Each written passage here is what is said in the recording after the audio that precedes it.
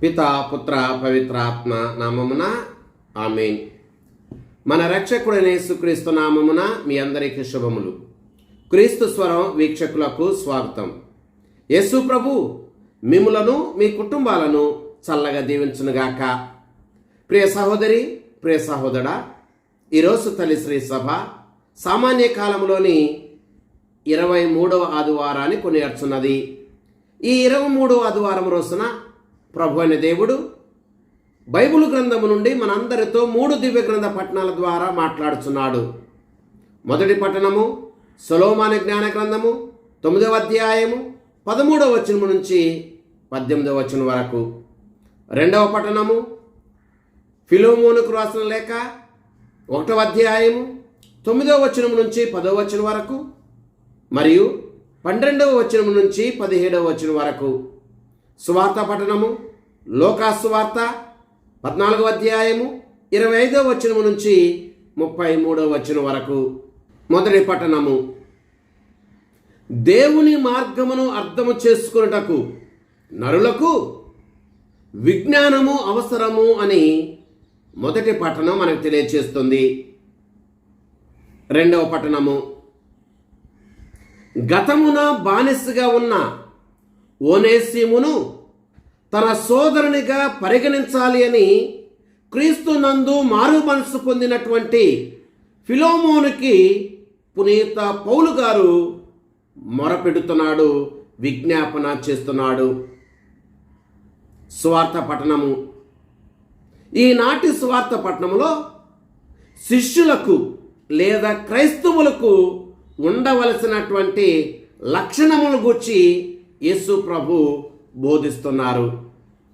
ప్రియ సహోదరి, ప్రియ సహోదరుడా, ఈరోజు మనము ఈ 3 దివ్య గ్రంథ పట్టణాలని ఆధారం చేసుకుని 4 విషయాల గురించి ప్రత్యేకముగా ధ్యానం చేద్దాం.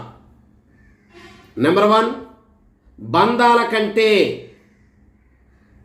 యేసుక్రీస్తు ప్రభుకి, దేవునికి మనము ప్రాధాన్యత ఇవ్వాలి. నెంబర్ 2, ప్రతి శిష్యుడు లేదా క్రైస్తవుడు సిలువను ఎత్తుకుని అనుదిన జీవితంలో వెంబడించాలి. నెంబర్ 3, యేసు ప్రభుని శిష్యుడిగా ఉండదలిచిన వాడు తనను తాను పరిత్యజించుకోవాలి. నెంబర్ 4, యేసు ప్రభుని శిష్యుడిగా ఉండవలసిన వాడు లేక క్రైస్తవుడిగా జీవించవలసిన వాడు తన జీవితంలో చెల్లించవలసినటువంటి మూల్యము గూర్చి తప్పకుండా తెలుసుకోవాలి. ప్రియ సహోదరి, ప్రియ సహోదరా, ఈ 4 విషయాల గురించి ఈరోజు మనం కాసేపు ధ్యానం చేద్దాం. ఈనాటి సువార్త పట్టణంలో ఒక ఛాలెంజ్తో లేదా ప్రకంపనాలు సృష్టించేటువంటి బోధనని యేసు ప్రభు చేస్తున్నారు. తల్లిదండ్రులను, బంధుమిత్రులను, తోబుట్టువులను పరిత్యజించాలి అని, తన సిలువను ఎత్తుకుని ఆయనను వెంబడించాలి అని, సమస్తాన్ని పరిత్యజించాలి అని యేసు ప్రభు బోధిస్తున్నారు. ఈ బోధనలు మనం విన్నప్పుడు యేసు ప్రభుని మాటలు మనకు కొంచెం కఠినముగా అనిపించవచ్చు. అయితే ఈ బోధనల యొక్క ఆధ్యాత్మికత ఏమిటంటే, మనము వేటినైతే మన జీవితంలో విలువైన వాటిగా పరిగణిస్తామో, మన జీవితంలో వేటికైతే ప్రాధాన్యత ఇస్తూ ఉంటామో, వాటన్నిటికంటే దేవునికి, యేసుక్రీస్తు ప్రభుకి మనము ఎక్కువ ప్రాధాన్యత ఇవ్వాలి అని ఈ బోధనల యొక్క సారాంశం. ప్రియ సహోదరి, ప్రియ సహోదరుడా, ఇప్పుడు మనం ఈ 4 విషయాల గురించి కాసేపు ధ్యానం చేద్దాం. నెంబర్ 1, బంధాల కంటే యేసుక్రీస్తు ప్రభుకి మన జీవితంలో ఎక్కువ ప్రాధాన్యత ఇవ్వాలి. ప్రియ సహోదరి, ప్రియ సహోదరుడా, 10 ఆజ్ఞలలో 4వ ఆజ్ఞ నీ తల్లిదండ్రులను గౌరవించుదుగాక అని. నిర్గమకాండము 20వ అధ్యాయము 12వ వచనము. నేను మిమ్మల్ని ప్రేమించినట్లే మీరు కూడా ఒకరిని ఒకరు ప్రేమించుకునవలెను. యోహాను సువార్త 13వ అధ్యాయము 34వ వచనము. అయితే ఈ 2 వచనాలు మనము ప్రేమ కలిగి జీవించాలని, తల్లిదండ్రులను ప్రేమించాలని, ఇరుగు పొరుగు వారిని ప్రేమించాలి అని బోధిస్తూ ఉంటే, ఈరోజు యేసు ప్రభు తన తల్లిని, తన తండ్రిని, బంధువులను, అక్క చెల్లెండ్రులను, తోబుట్టువులను, అన్నదమ్ములను పరిత్యజిస్తే తప్ప నా శిష్యుడిగా ఉండలేడు అని ప్రభు అంటున్నారు. మరి వీటిని మనం ఎలా అర్థం చేసుకోవాలి? ఇక్కడ పరిత్యజించడం అంటే తల్లిదండ్రులను ద్వేషించటం అని అర్థం కాదు, అన్నదమ్ములను ద్వేషించటం అని అర్థం కాదు. పరిత్యజించడం అంటే తల్లిదండ్రులతో శత్రుత్వాన్ని కలిగి ఉండటం అనే అర్థం కాదు. అన్నదమ్ములతో, అక్క చెల్లెండ్రతో శత్రుత్వాన్ని కలిగి జీవించాలి అని అర్థం కాదు. మరి ఏమిటి అర్థం? యేసుక్రీస్తు ప్రభుని అనుసరించటంలో మనకున్నటువంటి బంధాలు, అనుబంధాలు ఏవి కూడా అడ్డు రాకూడదు. అది పరిత్యజించటం అంటే. యేసుక్రీస్తు ప్రభుని అనుసరించడంలో అడ్డు వచ్చేటువంటి బంధాలు, అది తల్లిదండ్రుల బంధమైన, అన్నాదమ్ముల బంధమైన, అక్కా చెల్లెండ్రుల బంధమైన, వాటిని పరిత్యజించి ఆ బంధాల కంటే ఎక్కువ ప్రాధాన్యత యేసు ప్రభుకి ఇవ్వాలి, ఎక్కువ బంధాన్ని యేసు ప్రభుతో కలిగి జీవించాలి అనేదే దీని అర్థం. మత్తయి సువార్త 10వ అధ్యాయము 37, 38 వచనాలు యేసుక్రీస్తు ప్రభుకి మనం ప్రాధాన్యత ఇవ్వాలి అని మనకు తెలియజేస్తుంది. నిర్గమకాండము 20వ అధ్యాయము 3వ వచనము, ఈ లోకములో ఉన్నటువంటి సమస్త వాటికంటే దేవునికి మనం ఎక్కువ ప్రాధాన్యత ఇవ్వాలి అని మనకి బోధిస్తుంది. నెంబర్ 1 మత్తయి సువార్త 6వ అధ్యాయము 33వ వచనం ఇలా చెప్తుంది, మొదట మీరు ఆయన నీతిని, రాజ్యమును వెతుకుడు, అప్పుడు మీకు సమస్తము లభించును అని. నెంబర్ 2 ద్వితీయోపదేశకాండము 6వ అధ్యాయము 5వ వచనము, మీ దేవుడైన ప్రభువుని మీరు పూర్ణ హృదయముతో, పూర్ణాత్మతో, పూర్ణ శక్తితో, పూర్ణ మనస్సుతో ప్రేమింపవలయును అని మనకు తెలియజేస్తుంది. నిర్గమకాండము 20వ అధ్యాయము 3వ వచనములో, నేను తప్ప మీకు వేరొక దేవుడు లేడు అని మనకు తెలియజేస్తుంది. నెంబర్ 4 సామెతల గ్రంథము 3వ అధ్యాయము 6వ వచనము, నీ కార్యములన్నిట ప్రభువుని స్మరింపుము, అప్పుడు ఆయన వాటిని సులభతరము చేయును అని మనకు తెలియజేస్తుంది. నెంబర్ 5 కొలస్సీలకు రాసిన లేఖ 3వ అధ్యాయము 2వ వచనములో, మీ మనస్సులను ఇచ్చట భూమిపై ఉన్న వస్తువుల మీద కాక పరలోకములో ఉన్న వస్తువుల మీద లగ్నము చేయుడు అని తెలియజేస్తుంది. ప్రియ సహోదరి, ప్రియ సహోదరా, ఈ పై 5 వచనాలు కూడా మనకి తెలియజేస్తున్న సత్యం ఒకటే. మన అనుదిన జీవితంలో మనం కలిగి ఉన్న వాటిలో, కలిగి ఉన్న వ్యక్తులలో, కలిగి ఉన్న వస్తువులలో, అన్ని పరిస్థితులలో కూడా మనము దేవునికి మాత్రమే ప్రాధాన్యత ఇవ్వాలి. దేవునికి మాత్రమే ప్రాధాన్యత ఇవ్వాలి అన్న విషయాన్ని 2 ఉదాహరణల ద్వారా మనం తెలుసుకుందాం. నెంబర్ 1 ప్రొద్దుతిరుగుడు పువ్వును ఒకసారి గమనించండి. రైతు ప్రొద్దుతిరుగుడు పువ్వుని ఏ దిక్కులో ఆ విత్తనాన్ని నాటినా, ఆ విత్తనం మొలకెత్తిన తర్వాత, అది పెద్దదైన తర్వాత, అది తప్పకుండా సూర్యుని వైపే చూస్తూ అది ఫలిస్తూ ఉంటుంది. మనము కూడా ఏ స్థితిలో ఉన్నా, మనం ఏమై ఉన్నా, మనము ఎవరమై ఉన్నా, మనము మన జీవితంలో ఈ ప్రొద్దుతిరుగుడు పువ్వు వలె మన హృదయాలు, మన జీవితాలు క్రీస్తు వైపే ఉండాలి. క్రీస్తుకు మాత్రమే ప్రాధాన్యత ఇవ్వాలి.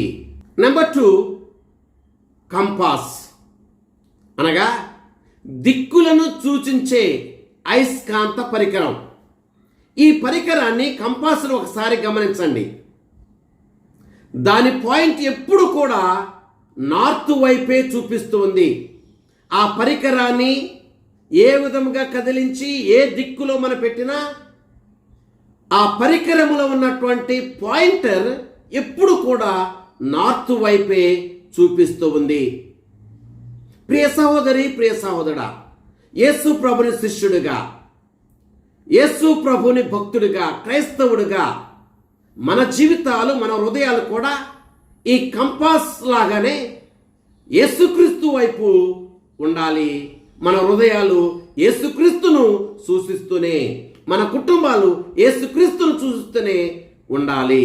అదే మనము యేసు ప్రభుకి మన జీవితంలో ఇచ్చేటువంటి ప్రాధాన్యత. నెంబర్ 2, అనుదినము సిలువను ఎత్తుకుని జీవించాలి. ప్రియ సహోదరి, ప్రియ సహోదరా, ఈనాటి సువార్త పట్టణంలో 27వ వచనములో యేసు ప్రభు ఇలా అంటున్నాడు, తన సిలువను ఎత్తుకుని నన్ను వెంబడింపని వాడు నాకు శిష్యుడు కానేరాడు అని. ఇక్కడ సిలువ అనగా ఏదో కర్ర ముక్కలతో ప్లస్ ఆకారంలో తయారు చేయబడిన సిలువ అనే అర్థము కాదు. ఇక్కడ సిలువ అనగా మన అనుదిన జీవితంలో మనం అనుభవించే కష్టాలు, బాధలు, శ్రమలు, రోగములతో పాటు యేసుక్రీస్తు ప్రభు కొరకు మనం అనుభవించే నిందలు అనే అర్థము. యేసుక్రీస్తు ప్రభు కొరకు మనం పొందే శ్రమలు అనే అర్థము. యేసుక్రీస్తు ప్రభు కొరకు మనం పొందే అవమానాలు అనే అర్థము. యేసుక్రీస్తు ప్రభు కొరకు మనం అనుభవించే లేక మనం చేసే త్యాగాలు, మనం పొందే హింసలు అనే అర్థము. ప్రియ సహోదరి, ప్రియ సహోదరా, క్రైస్తవుడిగా జీవించడం అంటే లేక క్రీస్తుని శిష్యుడిగా జీవించడం అంటే అదేదో పూల పాన్పు కాదు, సుఖవంతముగా సాగే జీవితం కాదు. అది శ్రమలతో కూడిన జీవితం. ఆ శ్రమలను అనుభవిస్తూనే క్రీస్తు శిష్యుడిగా, క్రైస్తవుడిగా మనం జీవించాలి. ఈ విషయాన్ని మనం ఒక చిన్న ఉదాహరణ ద్వారా అర్థం చేసుకుందాం. సైనికుణ్ణి ఒకసారి గమనించండి. యుద్ధ భూమిలో సైనికుడు సుఖాన్ని కోరుకోడు, సౌకర్యాలు కోరుకోడు, వాటినేటిని కూడా ఆశింపడు. కానీ సైనికులు యుద్ధ భూమిలో తమ యుద్ధములకు అవసరమైన ఆయుధాలను మోసుకుంటూ వెళ్ళాలి. శత్రువు మీద విజయం సాధించటానికి, పై చేయి సాధించటానికి సైనికులు యుద్ధ భూమిలో యుద్ధములకు కావలసినటువంటి ఆయుధాలను, పరికరాలను మోయాలి. మోస్తూనే ఆ యుద్ధ భూమిలో సాగాలి. ప్రియ సహోదరి, ప్రియ సహోదరా, ప్రతి శిష్యుడు, ప్రతి క్రైస్తవుడు యుద్ధ భూమిలో ఉన్న సైనికుడు లాంటి వాడు. సైనికుడు ఏ విధముగా అయితే యుద్ధమునకు అవసరమైనటువంటి పరికరాలను, ఆయుధాలను మోసుకుంటూ ముందుకు సాగుతాడో, ప్రతి శిష్యుడు, ప్రతి క్రైస్తవుడు కూడా తన రక్షణ కోసం సిలువను మోసుకుంటూ ముందుకు సాగాలి అని ఈరోజు ప్రభు మనకు నేర్పిస్తున్నాడు. ప్రియ సహోదరి, ప్రియ సహోదరా, సిలువను మోసుకుంటూ మన అనుదిన జీవితాన్ని జీవించడం అంటే ఏమిటో 5 విషయాల ద్వారా మనం తెలుసుకుందాం. నెంబర్ 1, సిలువను మోసుకుంటూ జీవించడం అంటే అనుదినము మనము మన శత్రువులను ప్రేమిస్తూ జీవించటం అనే అర్థము. మత్తయి సువార్త 18వ అధ్యాయము 21వ వచనం నుంచి 22వ వచనం వరకు ఈ విషయాన్ని మనకి తెలియజేస్తుంది. నెంబర్ 2, అనుదినము సిలువను మోసుకుంటూ జీవించడం అంటే మనకు వచ్చేటువంటి శోధనలను ఎదురుస్తూ నిలబడటం. మనకు కలిగేటువంటి శోధనలను ఎదిరిస్తూ జీవించటమే మనము మన సిలువను మోసుకుంటూ జీవించటం అనే అర్థము. కొరింథీయులకు రాసిన మొదటి లేఖ 10వ అధ్యాయము 13వ వచనము ఈ సత్యాన్ని మనకి తెలియజేస్తుంది. నెంబర్ 3, సిలువను మోసుకుంటూ మనం జీవించడం అంటే మన విశ్వాసములో స్థిరముగా బలముగా నిలబడటము అని అర్థము. తిమోతి గారికి రాసిన 2వ లేఖ 3వ అధ్యాయము 12వ వచనము ఈ సత్యాన్ని మనకు తెలియజేస్తుంది. నెంబర్ 4, సిలువను మోసుకుంటూ మనం జీవించడం అంటే మనకు కలిగేటువంటి శ్రమలను, మనం అనుభవించే బలహీనతలను మనం అంగీకరిస్తూ మంచి క్రైస్తవ జీవితాన్ని జీవించటం. నెంబర్ 5, సిలువను మోసుకుంటూ జీవించడం అంటే మనము మన తల్లిదండ్రులకు, రోగులకు, బలహీనపడినప్పుడు, రోగముతో ఉన్నప్పుడు పరిచర్య చేయటం అని అర్థము.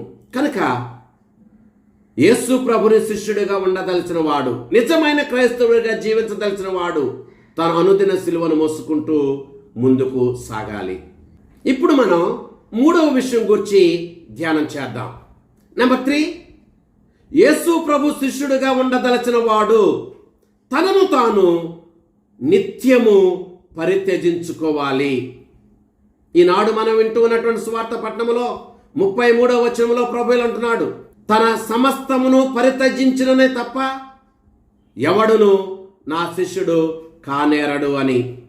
ప్రియ సహోదరి, ప్రియ సహోదరుడా, యేసు ప్రభుని శిష్యుడిగా ఉండటానికి ఈ లోకపు వస్తువులు ఉండకూడదు అని, ఈ లోకపు వస్తువులను వినియోగించకూడదని అర్థము కానే కాదు. కానీ యేసు ప్రభు శిష్యుడిగా ఉండదలిచిన వాడు ఈ లోకపు వస్తువుల పట్ల నిర్లిప్తత కలిగి జీవించాలి, అనగా డిటాచ్మెంట్ కలిగి జీవించాలి, అనగా ఈ లోకపు వస్తువుల మీద అటాచ్మెంట్ అంటూ ఉండకూడదు అని యేసు ప్రభు మనకు తెలియజేస్తున్నాడు. యేసు ప్రభుని శిష్యుడిగా ఉండదలిచిన వాడు ఈ లోకపు వస్తువుల మీద నిర్లిప్తత కలిగి జీవిస్తే తప్ప ఆయన శిష్యుడు కాలేడు. అటాచ్మెంట్ ఉంటే ఆయన శిష్యుడు కాలేడు. అందుకని ఈ సత్యాన్ని ఒక చిన్న ఉదాహరణ ద్వారా మనం అర్థం చేసుకోవటానికి ప్రయత్నం చేద్దాం. ఏదైనా ఒక పక్షిని మీరు గమనించండి. ఆ పక్షిని తీసుకుని వచ్చి ఏదైనా చిన్న వస్తువుకి చిన్న దారముతో కట్టివేసామో అని అనుకోండి. ఆ పక్షిని ఒక చిన్న వస్తువుకి ఒక సన్నటి దారం ద్వారా కట్టినప్పుడు ఆ పక్షి పైకి ఎగరలేదు. అలాగే క్రైస్తవుని యొక్క హృదయం, యేసు ప్రభుని శిష్యుడి యొక్క హృదయం ఈ లోకపు వస్తువుల మీద ఆధారపడి కట్టివేయబడి ఉన్నట్లయితే ఆయన శిష్యుడిగా జీవించలేడు, నిజమైన క్రైస్తవుడిగా జీవించలేడు. అందుకనే ఈ లోకపు వస్తువుల మీద యేసు ప్రభుని యొక్క శిష్యులు, క్రైస్తవులు నిర్లిప్తత అనగా డిటాచ్మెంట్ కలిగి జీవించాలి అని ప్రభు ఈరోజు మనకు బోధిస్తున్నారు. ఇప్పుడు మనం 4వ విషయం గురించి మనం ధ్యానం చేద్దాం. యేసు ప్రభుని శిష్యుడిగా, మంచి క్రైస్తవుడిగా ఉండదలసిన వాడు ఈ క్రైస్తవ జీవితములో చెల్లించవలసినటువంటి మూల్యం గూర్చి స్పష్టత కలిగి జీవించాలి. దీనికోసం యేసుక్రీస్తు ప్రభు 2 ఉపమానాలని చెప్పాడు. నెంబర్ 1, గోపురము కట్టు వ్యక్తి. నెంబర్ 2, యుద్ధమునకు వెళ్ళేటువంటి రాజు. ఈ 2 ఉపమానాలని మనం ధ్యానం చేద్దాం. నెంబర్ 1, గోపురము కట్టు వ్యక్తి. గోపురము కట్టదలిచిన వాడు పని ప్రారంభించక ముందే దానికి అయ్యేటువంటి ఖర్చును కూర్చుండి లెక్కలు వేసుకుని ఆ శక్తి తనకుందా లేదా అనే ఆలోచన చేస్తాడు. దానిని కానీ పరిపూర్తి చేయకపోతే చూచినటువంటి వాడు ఇతడు ఆరంభసూరుడే గాని కార్య సాధకుడు కాడు అని అంటూ నవ్వుతారు. అతడు నవ్వులు పాలవుతాడు. అలాగే గోపురము కట్టేటువంటి వ్యక్తి ఏ విధముగా అయితే దాన్ని నిర్మించే ముందు కూర్చుండి దానికి అయ్యేటువంటి ఖర్చును ఏ విధముగా అయితే చూస్తాడో, ప్రతి శిష్యుడు, ప్రతి క్రైస్తవుడు క్రైస్తవ జీవితములో ముందుకు సాగాలంటే ఏ మూల్యాన్ని చెల్లించాలో తెలుసుకుని శిష్యుడిగా ఉండటానికి, క్రైస్తవ జీవితాన్ని జీవించడానికి ముందుకు సాగాలి అని ప్రభు ఈరోజు తెలియజేస్తున్నాడు. నెంబర్ 2, యుద్ధమునకు వెళ్ళు రాజు. యుద్ధమునకు వెళ్ళే రాజు తాను యుద్ధము చేయబోయేటువంటి శత్రువును ఓడించాలంటే తన దగ్గర శక్తి, సామర్థ్యము, ఆయుధాలు ఉన్నవా లేవా అని ఆలోచన చేస్తాడు. అది లేని పక్షమున శత్రువు రాజుతో సంధ్య చేకూర్చుకుంటాడు. అలాగే ప్రతి క్రైస్తవుడు కూడా, ప్రతి శిష్యుడు కూడా ఈ క్రైస్తవ జీవితాన్ని జీవించగలనా లేదా, ఈ క్రైస్తవ జీవితంలో నేను చెల్లించవలసినటువంటి మూల్యం ఏమి అని ఆలోచన చేసి యేసు ప్రభుని శిష్యుడిగా, మంచి క్రైస్తవుడిగా ముందుకు సాగాలి అని ఈరోజు ప్రభు మనకి తెలియజేస్తున్నాడు. ప్రియ సహోదరి, ప్రియ సహోదరా, ఈ విషయాన్ని చిన్న ఉదాహరణ ద్వారా మనం అర్థం చేసుకుందాం. డాక్టర్ అవ్వాలి అని కలలు కనేటువంటి వ్యక్తి ఏదో వైట్ కోట్ వేసుకున్నంత మాత్రాన, స్టెతస్కోప్ను తన మెడలో ధరించినంత మాత్రాన, ఏదో మందులను ఒక పేపర్ మీద రాసినంత మాత్రాన అతడు డాక్టర్ కాలేడు, డాక్టర్ అయిపోలేడు. అతడు అనేక సంవత్సరాలు చదవాలి, ఆ పరీక్షలలో ఉత్తీర్ణత సాధించాలి, డాక్టర్ అవటానికి యోగ్యత సాధించాలి. అది సాధించాలంటే నిద్ర లేని రాత్రులు గడపాలి, శ్రమించాలి, జ్ఞానాన్ని సంపాదించాలి. అప్పుడు మాత్రమే అతడు డాక్టర్గా పట్టభద్రుడు అవుతాడు.